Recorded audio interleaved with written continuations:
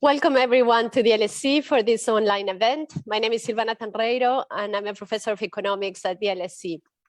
This lecture is in memory of Charles Josiah Stamp, who obtained a degree in economics from the LSE in 1916.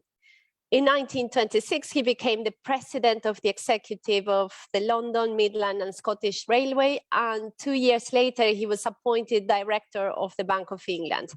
He also served as a governor and vice chairman for LSE. I'm very, very pleased to be here to welcome Larry Summers to the LSE today. As you probably know, Larry is the Charles W. Eliot University Professor and President Emeritus at Harvard University. Amongst many positions and distinctions, he served as Secretary of the Treasury for President Clinton, as Director of the National Economic Council for President Obama, and as Chief Economist of the World Bank. Welcome, Larry, to the LSE. Thank you very much. It's a great pleasure to be back at the LSE. My only regret is that I cannot be with you in person. I have many, many happy memories of the semester, 6 months that I spent at the LSE in the spring of 1987, of the opportunity I had many years ago to give the Robbins lectures, and of a variety of other visits to the LSE. And I have learned an enormous amount from faculty friends at the LSE, and people like Richard Laird, Charles Goodhart, Irvin King, Nick Stern have been enormous inspirations to me, and I have followed closely the scholarship of a next generation of faculty members at the LSE like yourself to equal benefit. So I'm very, very glad to have the chance to be part of this event to discuss what I think are some profoundly important macroeconomic issues. That's great to hear, Larry. Thank you. And so before we start, let me just give a few inputs to the audience. For those on Twitter, the hashtag for today's event is #LSEStamp. The online event will be recorded and will hopefully be made available as a podcast subject to no technical difficulties. So the plan that we agree with Larry is that the first 30 minutes we'll have a fire chat when he will be responding to my questions. And for the last 30 minutes, there will be a chance for people in the audience to put their own questions to Larry.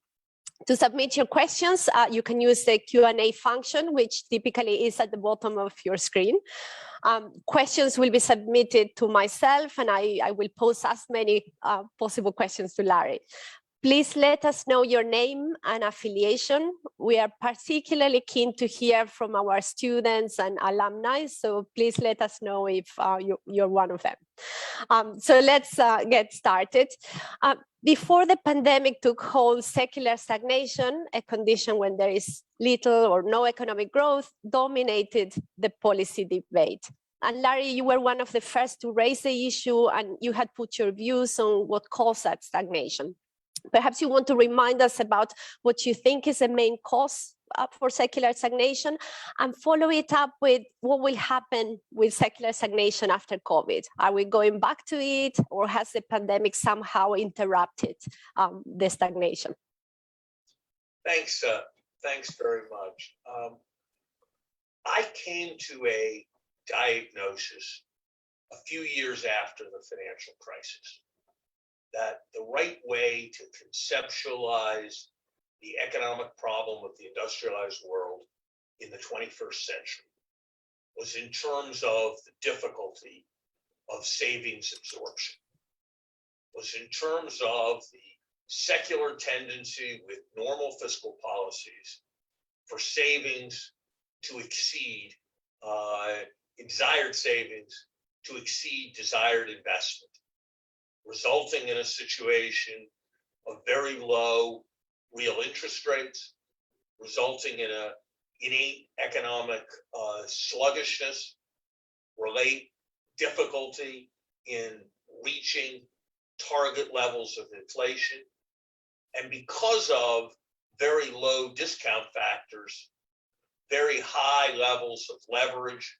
and asset prices, and an enhanced proclivity to financial crisis. That was my assessment in 2013. I think it was borne out very well by subsequent events. Subsequent to that diagnosis, budget deficits were considerably greater than was expected. Interest rates were considerably lower than was expected. Asset prices were considerably higher than was expected, and yet growth was much more sluggish than was anticipated.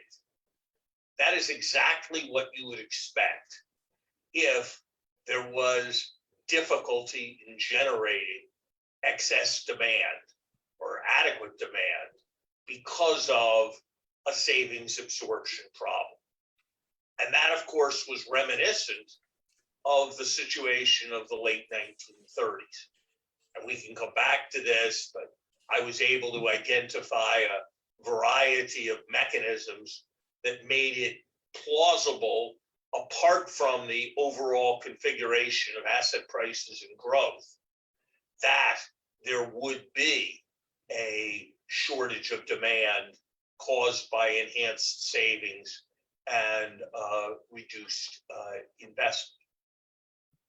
Did World War II mean that secular stagnation was wrong as an idea? No. It meant that there was an extraordinary set of fiscal actions that caused the propensity, the overall spending propensity to rise relative to the overall savings propensity. I think of the events of the last year and a half as qualitatively similar. In the United States, we've had, in 2021, we enacted close to 15% of GDP in fiscal stimulus. Relative to the gap, the GDP gap or the excess unemployment at the beginning of the year, the stimulus that we've enacted is 5 to 10 times, depending on how you do the calculation, as large as the fiscal stimulus enacted after the financial crisis. I'm certainly one who believes that the stimulus, as I believed at the time, that the stimulus should have been larger after the financial crisis, but I don't think there's a strong case that it should have been 5 to 10 times larger.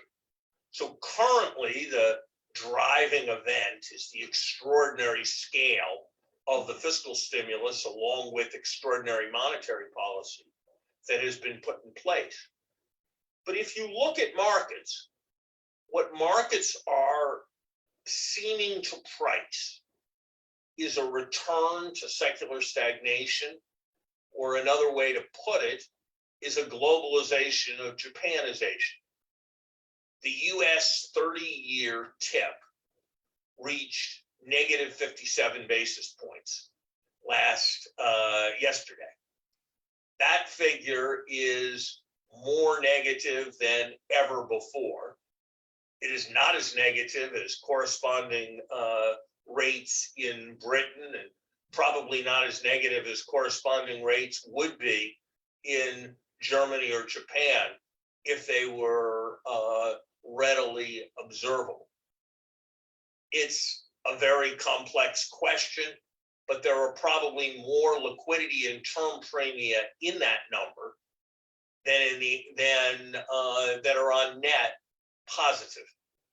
That suggests that the judgment of markets is that real rates for the next generation are going to be negative, even in the presence of extraordinarily high, by historical standards, debt to GDP ratios, and prospectively for some significant number of years, relatively high fiscal deficits. And so that reflects the possibility that we at least have to very carefully consider that this savings absorption problem is going to be with us for quite some time, even if it is not the immediate issue of the moment. Thank you very much, Larry.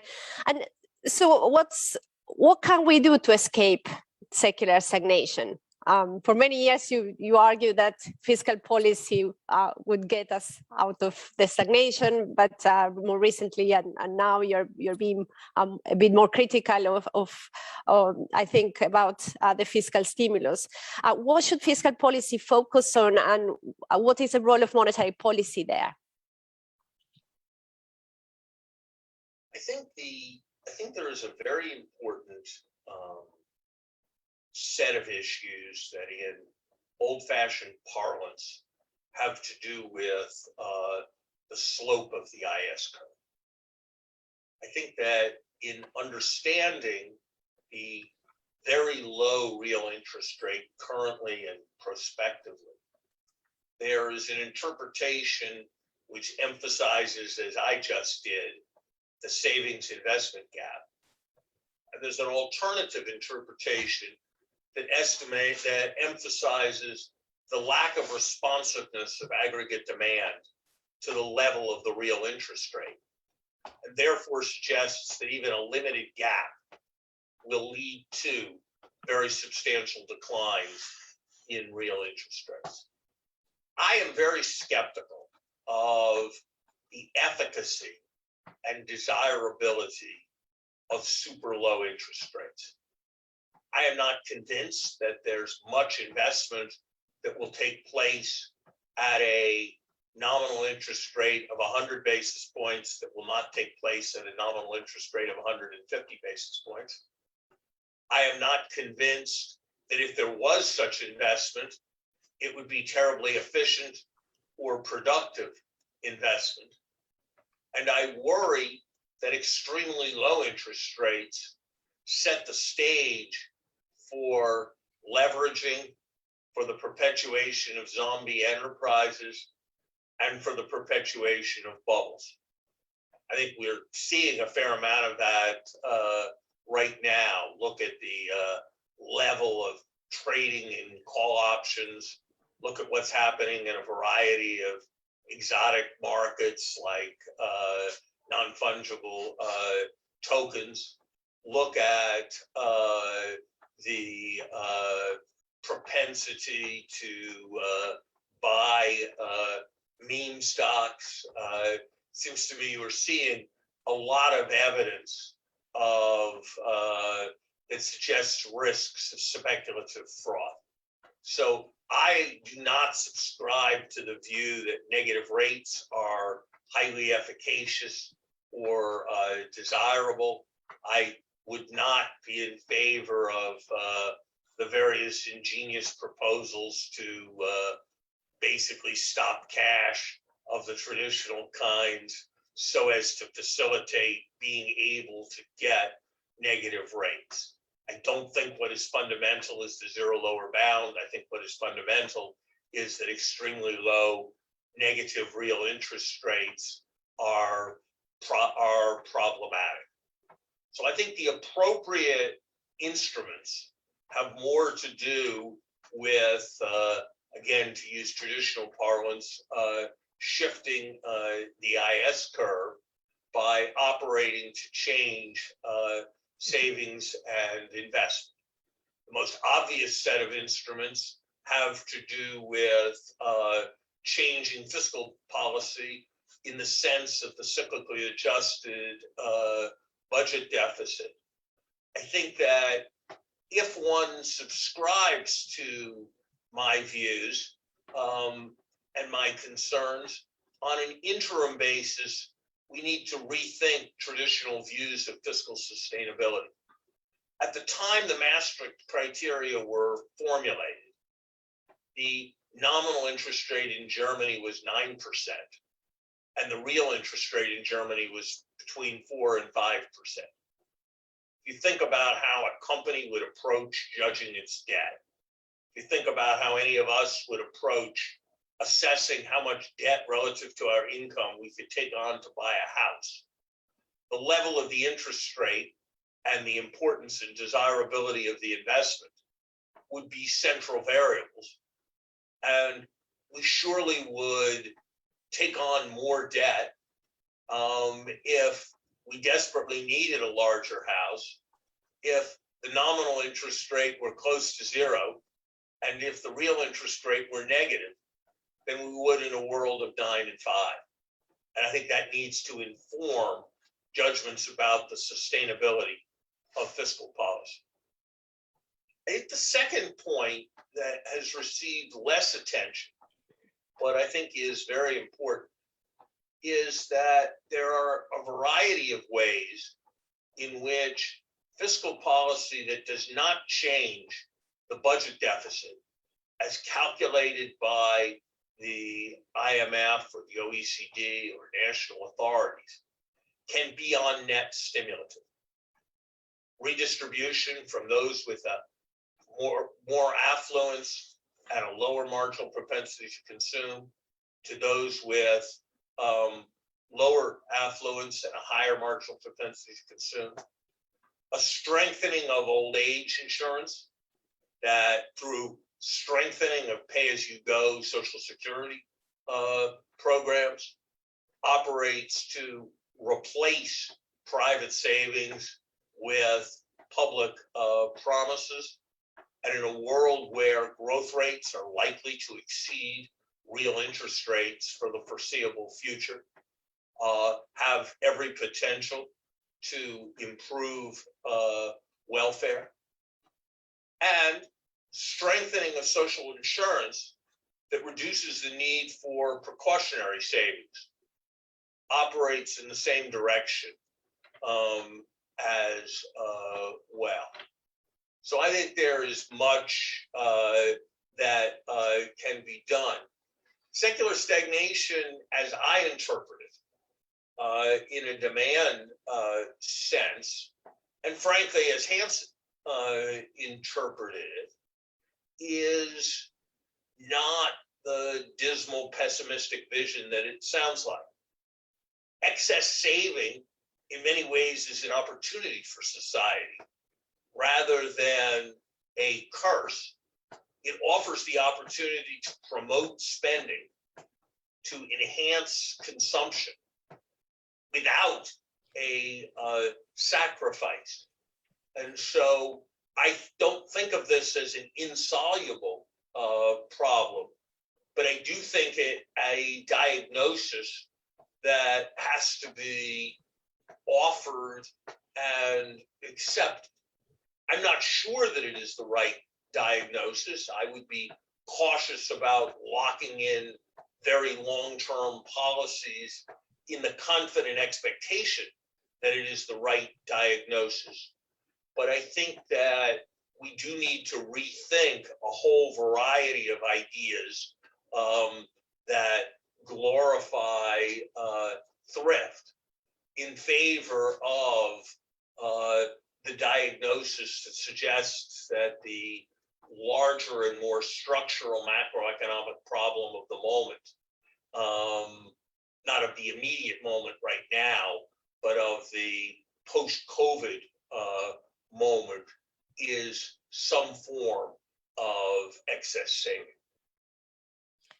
So, I mean, as you said, stagnation, some of the causes behind it might not be bad in themselves. And one reason why we have excess savings is that we are living longer lives, for example, and that has led to an increase in the stock of assets and desired savings.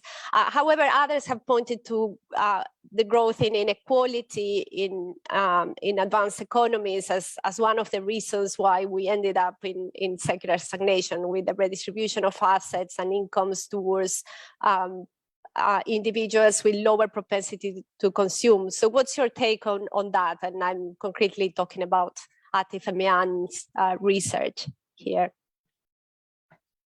I think that it is the tendency to look for monocausal explanations, and the world is rarely monocausal. My own views would put more emphasis on an investment dearth associated with demassification of the economy. Trends like the fact that law firms used to need 1,200 square feet per lawyer, and now they only need 600 feet per lawyer. Trends like the move to e-commerce. So I would put more emphasis on the investment side than on the savings side. I would put some considerable emphasis on demographic variables and increases in uncertainty, but I do suspect that increased inequality is one of the causes. I think that that is only one of the reasons why more effective means of promoting equality seem to me to be desirable. It seems to me that those who put dominant emphasis on inequality need to ponder the fact that in many ways, secular stagnation in the form of low interest rates, sluggish growth, excess capacity is most profound in Japan and in continental Europe, where the increases in inequality are least salient. And so I would recognize the importance of that, but it would not be my instinct to dominantly ascribe secular stagnation to the increases in inequality. Hmm. Now, as you set out, you don't expect secular stagnation to go away, and you think interest rates, real interest rates, will remain low in the foreseeable future. Now, given inflation targets around 2%, that translates naturally into nominal rates that are also very low. And given that we are exposed to shocks, that means that monetary policy will be perhaps more frequently exposed to that zero lower bound or effective lower bound, wherever you place it, more often. So how do you see the role of monetary policy in that setting? I think we're past peak central banking. I think peak central banking has come and gone, because I think that we are likely to be in a world where the feasible range in which interest rates can be varied is substantially less than it used to be. And we're likely to be in a world where the neutral rate is much lower than it used to be. And we're in a world where, because the share of durable goods in the economy has been substantially reduced, because inventory holding has been substantially attenuated, the impact of interest rates on spending is likely to be reduced. And I think that the consensus 5 years from now will ascribe less efficacy to QE and to forward guidance than it currently does. So my prediction would be that fiscal policy and its various manifestations will be a more important stabilization policy instrument relative to monetary policy than is currently the case. I think that it is hard to believe that if you think carefully about delta longer-term interest rates, delta QE, or delta longer-term interest rates, delta forward guidance, times delta demand, delta interest rates, starting with exceptionally low levels of interest, it is, I think, hard to believe that fiscal policy is that monetary policy is going to be an enormously powerful stabilization policy instrument going forward, particularly in what is probably a world that is not moving aggressively towards more globalization right now, but that is more globalized than it has been historically. And so with more common elements in business cycles, meaning that the scope for monetary policy to work through the exchange rate channel is diminished. And do you think that central bank digital currencies might be a way out of the scenario you're describing? No. No, I think first, even if you have a central bank digital currency, it is very hard to get rid of traditional currency. And as long as you have traditional currency, you have the possibility of storage, and therefore you have a constraint on how low how negative the rate can be. Second, as I tried to explain a little earlier, I am quite skeptical that there will be a lot of spending, and particularly a lot of spending of a desirable sort, at a negative 2% real interest rate, that there will not be at a negative 1% real interest rate. So I think there's a case both ways on central bank digital currencies, but I think it's a case that has to do with the kinds of issues that are involved in thinking about the post office versus Federal Express, and what the right role of the public sector is in utility technologies that knit the economy together, not a fundamentally macroeconomic case.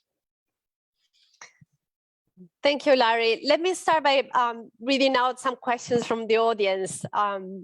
So we have a question from Michael Joffe, who's an LSE alumnus. To what extent, he asks, is the surplus of savings really a question of distribution or inequality?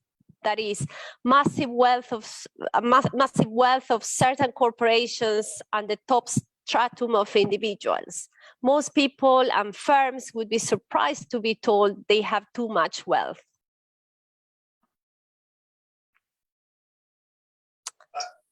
As I indicated, I think that the issues are more investment dearth than savings shortfall, than savings excess. And I think that there are multiple causes of high saving.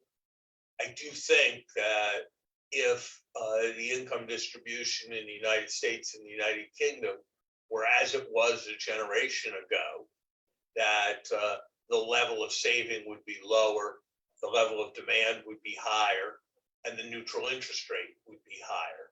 But I resist the idea that that is of dominant importance because of the parallel I mentioned a few moments ago with Japan and continental Europe, where inequality is a lesser issue and secular stagnation is a more profound issue. And I have a question from Tomasz Widalek. He asks, what is your view on the very large investment required to transition to a net zero economy on the one hand, and the dropping out of older workers from the labor force after the pandemic? Could these two factors mitigate or reverse secular stagnation through much higher investment? I'm glad that that question was asked. I think earlier retirement is very much a two-edged sword. To the extent that there comes to be an expectation that people will retire earlier and that life will, and that retired life will be longer, that will operate to raise levels of saving and raise levels of desired wealth accumulation, and so potentially exacerbate secular stagnation. You know, when I studied the life cycle hypothesis when I was a student, the example with which I was presented with was the example that Franco Modigliani had originally calculated, that involved a person who worked for 40 years and then saved for 10 years. And with a zero interest rate, it was necessary to have a 20% savings rate, as you can see. Today, it's not implausible for many people coming out of universities that they'll begin their careers in the mid-20s, that they'll leave their careers in their early 60s. So they will have a working life of perhaps 35 years or a little longer, and then they will have a retired life of 30 years or so. If with given modern medical technology, that points to a vastly higher savings rate. So I think retirement is probably something that operates in the direction of more secular stagnation. I do think that there is a possibility that needs to be very carefully considered, that the proper use of the excess savings that I described will very much be in the investments that are necessary to create a sustainable economy, in the production of dominantly, but not only, in the production of electricity in sustainable ways, renewable ways, and the electrification of energy uses that are currently not electrified. How much that will happen smoothly in the marketplace and what inducements will be necessary to bring that about and cause that investment transformation to take place, I think in many ways is the great macroeconomic challenge of our time. And I think economists are just beginning to dovetail the excess savings absorption problem, conceptualization of our macroeconomic challenges with the climate change necessity. I think the point is a very, very important one. And I know there are a lot of students listening. I think it's one that would be very, very valuable for there to be more research on. I have a question from Robert Farago. He says, you say, Larry, that negative interest rates are problematic, but are they a necessary factor in an environment of extremely high levels of government debt? Will they help bring debt to GDP down? I certainly don't think that there's any reason at all why, any necessary reason why negative nominal interest rates are necessary given current levels of debt. I'm more agnostic about negative real levels of interest. Jason Furman and I have argued that in thinking about appropriate levels of debt, much more attention should be paid than has traditionally been paid to levels current and prospective of real debt service. That is interest payments on debt less the inflation-induced erosion of debt. And we can operate with debt service levels that are really very low by historical standards without having negative rates. I think we have to make a judgment. And I think that part of the paradigm shift that I'm trying to bring about by emphasizing secular stagnation and the centrality of savings absorption as the macroeconomic problem is this. Should we think of the level of interest rates as a consequence of the level of government indebtedness, that fiscal dominance forces low interest rates? Or should we think of the level of deficits as an endogenous response to the levels of private saving and private investment that also lead to very low real interest rates? And your question, rather traditionally, Robert, had the first premise.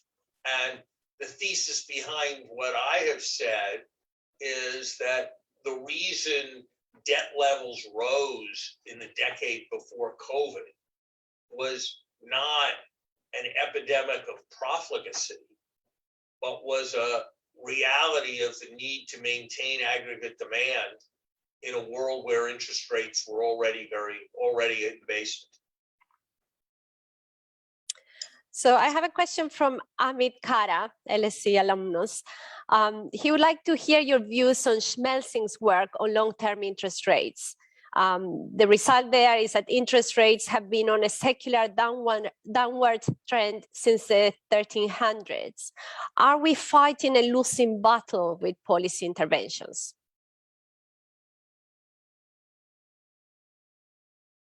Perhaps I can, yeah. Yeah, I think his work is extremely interesting as an approach to thinking about long-term economic history. I find it fascinating. On the other hand, I'm not sure that there's very much we can learn about the current economy from thinking about interest rates in feudal times, when the vast majority of the kinds of capital in which we invest today had not been invented, in which the social construct of retirement did not exist, and in which financial institutions, as we now know them, did not exist. So I don't know that it would be right. I mean, it was only 35 years ago, during the 1980s, when people were writing papers about the phenomenon of high real interest rates. And so I think it's a mistake to think that anything is forever in economics. One of the many mistakes I have made of judgment as I think back is that if you had asked me in the early 90s what was the prospect that the United States would spend protracted periods of time in some version of the liquidity trap with interest rates at zero, I would have regarded that as extraordinarily unlikely. And I think that what I learned from that mistake is that I shouldn't assume that a return to medium-high rates of inflation is inconceivable, and that I also should maintain a posture of some agnosticism about where things will go over a generation from now. I think in general in economics, we are better off understanding that we have two challenges that physicists do not have. One is that their world doesn't change, and our world does. Malthus's theory was actually a pretty good theory of the dynamics of population and living standards for the several centuries before he propounded it. It's just that the technology associated with the Industrial Revolution changed everything. And the other is what one might call the Heisenberg aspect, that our theories and the policies that followed from them change the underlying economic reality. And the fact that we now understand about fiscal policy, I think, has material impacts for thinking about the evolution of interest rates going forward. So I've got great admiration for his work, but I don't regard it as suggesting a predestination of the future. Yael Hadass from Israel asks, do you think that there is a better way to deal with the amplified inequality caused by COVID-19? Look, I think the most important three things to say about COVID-19 are that we are under investing in all the things that are responsive to it. We should have produced more vaccines more quickly. We should have disseminated the vaccines we had produced more quickly. We are currently substantially underinvesting in infrastructure for getting jabs in arms around the world. We are engaged in far too little testing around the world so as to be able to track the evolution of the virus, and so as to be able to minimize contagion where the virus does recur. And we have underinvested in the dissemination of potential treatments. And most egregiously, we are underinvesting in the necessary apparatus for the world doing better the next time a pandemic comes, which, in my judgment, using COVID as a broad range for what constitutes a pandemic, probably has a 50% chance of happening within the next decade. So yes, it would be a good idea in a whole set of ways to strengthen social safety nets. Yes, the international financial institutions' disbursements to poor countries have been insufficient. But I think the far and away most important thing we should be doing about COVID is doing more about COVID along the dimensions that I just sketched. Peter Humphreys, an LSE student, asked, house price inflation is having a crushing impact on younger generations, and this is something that can be seen in many economies. Is there a way that the problem of housing inflation can be unwound and returned to affordable levels without risking global financial instability?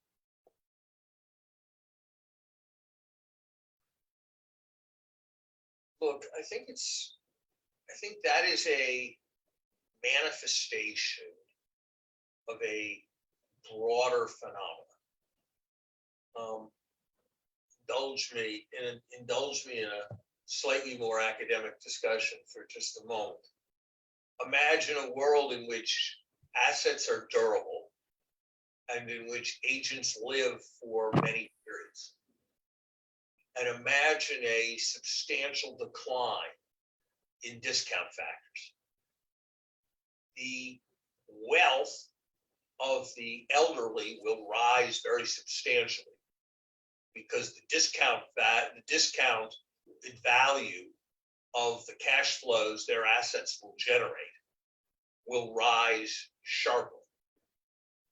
The return the savers are able to earn on their assets will diminish, which will mean that even if their annual salaries are going to be the same, the sustainable level of lifetime consumption for the young will go down.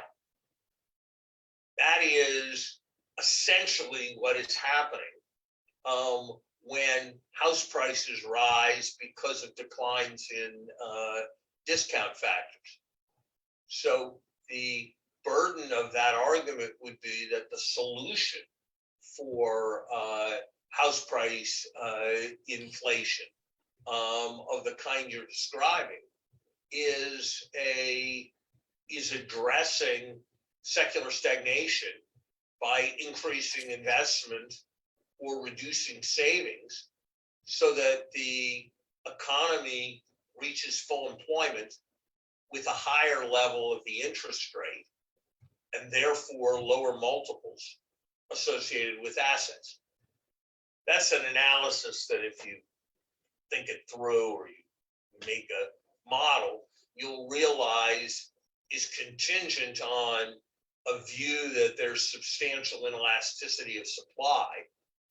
But I think I'm guessing you're thinking about housing in the London area, or thinking about London, thinking about housing in one of the more densely populated areas of the United Kingdom. And if that's true, there is a basic inelasticity in supply.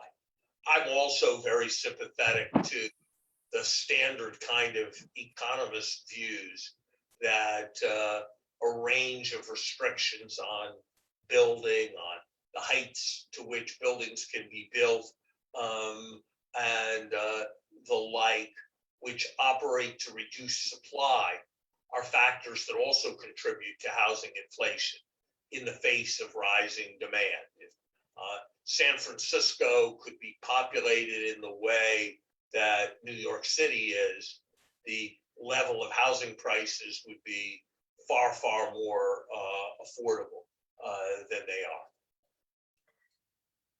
Thank you, Larry. Sweta Saxena wants to hear your views about how secular stagnation will affect emerging economies, perhaps because they've had more different trends to some extent than advanced economies, and she wants to hear how you see those affecting them.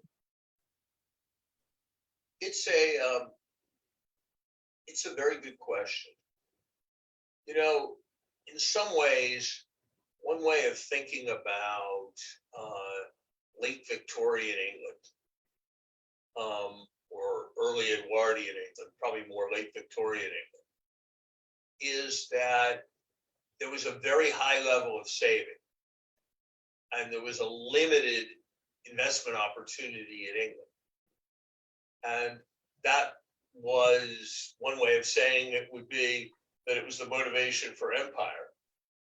Another way of saying it would be that it led to vast outbound British investment in, for example, the Buenos Aires subway. And whatever one thought about the politics of empire, it led to substantial capital formation in the emerging markets of that moment, which certainly included at an earlier point, the British capital that financed the US Intercontinental Railroad. And so potentially, there is a substantial opportunity in this excess of saving for an enhancement of investment in emerging markets. And in general, emerging markets are very sensitive to the level of global real interest rates. The question is really about the quality of institutions in emerging markets and what they say about the actual attractiveness of investment in economies that is measured by capital to people ratios are surely capital short. I think the concern in this moment would be that if one looked at many emerging markets, Turkey, Brazil, China, it appears that the tendency is somewhat more to capital flight than it is to a major desire for capital to flow in. So I think that what happens is very much in the hands of the kind of policy frameworks and the kind of stable institutions that emerging markets are or are not able to create. So if you were to give advice to emerging economies, what would be what would you say? Given that institutions in some sense is something that is built over years and centuries. I would probably, I think, advice, because it's cliche, is not necessarily wrong.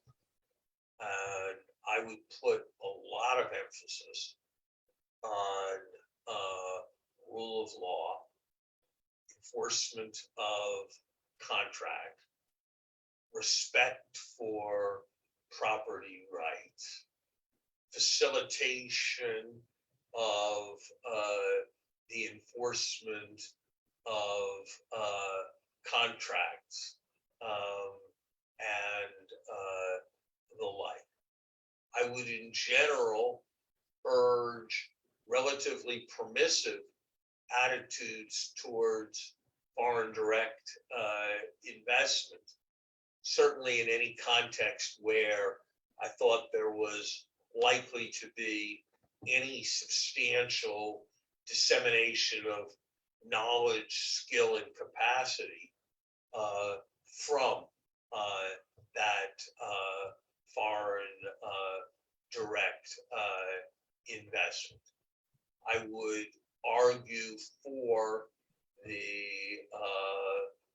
for a set of government policies that focused on the most important functions of government, the provision of basic infrastructure, the provision of human capital to the workforce and the like. These are not dazzlingly original policy prescriptions, but I do think it's important to recognize that if the broad view presented here is right, that there's an incipient excess of saving in the industrial world, it does create a potentially large opportunity for emerging markets, but not if those emerging markets are not even able to maintain policy frameworks that lead their own citizens to want to invest at home. Frank Curtis, UCL and LBS alumnus, asked, would increased taxation, particularly capital taxes, tackle the problem with excess savings? If so, would it be politically feasible in democratic countries with large numbers of elderly and relatively wealthy voters? I think you have to be careful because you raised the question of whether capital taxation would reduce savings. There's also the question of whether capital taxation would inhibit investment. And it depends on a variety of details about how the capital tax regime is implemented. I think the world's done something hugely important in the last year on taxation by agreeing on a global minimum tax treaty approach. And I think it's certainly very welcome that we have shifted from a philosophy of trying to win races to zero in global taxation, winning races to the bottom, to an alternative philosophy of cooperating to make sure that mobile capital pays its fair share. And I think that is going to operate in very positive ways. Whether it will operate, how much it will operate to reduce secular stagnation, I'm not altogether sure, but I think it's very much a useful step in the right direction. And Larry, in the last couple of minutes that we have left, can you tell us how you view Glasgow, and are you optimistic about the outcomes from COP26? Let me say something about Glasgow, and then if you'll indulge me, let me make a kind of broader final comment about the things that I have talked about. I think that Glasgow is unlikely to be in a history book 100 years from now. There are periodic global conferences that are. Versailles is in history books, mostly negatively. Bretton Woods is in history books, mostly positively. Vienna is in history books, mostly positively. But the vast majority of international conclaves are lost to history, except to extreme specialists. And I think that will be Glasgow's fate. I think the optimistic view is that edifices get built brick by brick, and that there was a methane agreement. There were a variety of pledges. There was a kind of global corporate consciousness raising, and that all of that is operating in the right direction, and a combination of fear doing the work of reason, technology marching on, and generations passing will lead us towards solutions. I think a negative view would be that somebody should write a book about how the world is dealing with both climate change and pandemics, dealing with global public goods, calling it the economic consequences of the dither. That fundamentally we have failed to take fundamental steps. I have a modestly, I see the force of both of those views. And I think with respect to pandemics, I would say we're closer to the economic consequences of the dither. And with respect to climate, it's a very slow process, but I think we laid some bricks. Thank you very much, Larry, on behalf of the LSE and everybody in the audience today, for sharing your views so candidly with all of us. We hope to have you and everyone in the audience soon back at the LSE. Thank you. Very good to be with you. Likewise.